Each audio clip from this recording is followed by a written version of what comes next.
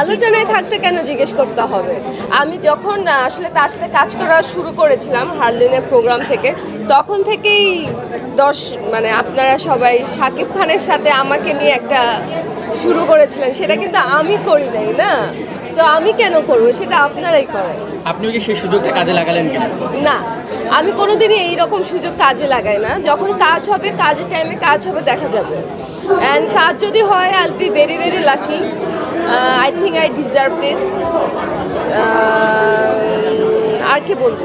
আবার আমি কারোর নাম আসলে ব্যবহার করে ভাইরাল হওয়ার কোনো ইচ্ছা আমার নেই, সেটা আমি চাইও না। আপনারাই আমাকে আসলে এর সাথে নাম অ্যাড অন করে, ওর সাথে নাম অ্যাড অন করে জিনিসগুলো ভাইরাল হয়ে যায়। তো কি আর করার?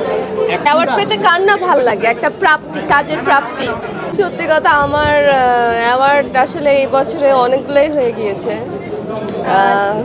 ভালো লাগে। আমার কাছে মনে হয় এক একটা অ্যাওয়ার্ড আমার একটা ইন্সপিরেশন।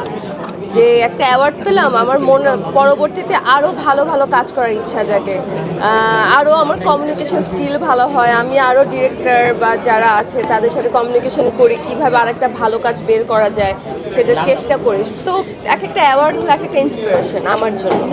নতুন করে না, আমি তো দুটো সিনেমা করেছি, তারপরে সিনেমার কথা তো আমি আসলে বলিনি যে সিনেমা করতে চাই, করার ইচ্ছা আছে, বাট ওরকম কিছু পেলে ব্যাটে বলে হলে তখন করব, তখন আপনারা জানতে পারবেন। পছন্দের কোনো কো-আর্টিস্ট আছে যার সাথে? হ্যাঁ, আমার যার সাথে শাকিব খান, উনি তো আসলে অনেক বেশি অ্যাওয়ার্ড প্রোগ্রাম হয়, যেমন এখান থেকে আমার আর একটা অ্যাওয়ার্ড শো আছে, ওখানে যেতে হবে। বাট আমি যেটা বলবো, বেশি বেশি অ্যাওয়ার্ড প্রোগ্রামে বেশি বেশি অ্যাওয়ার্ড দেওয়া মানে প্রত্যেকটা শিল্পীকে আসলে ইন্সপিরেশন করা, সম্মাননা দেওয়া। তো ঠিক আছে, এটা করতেই পারে।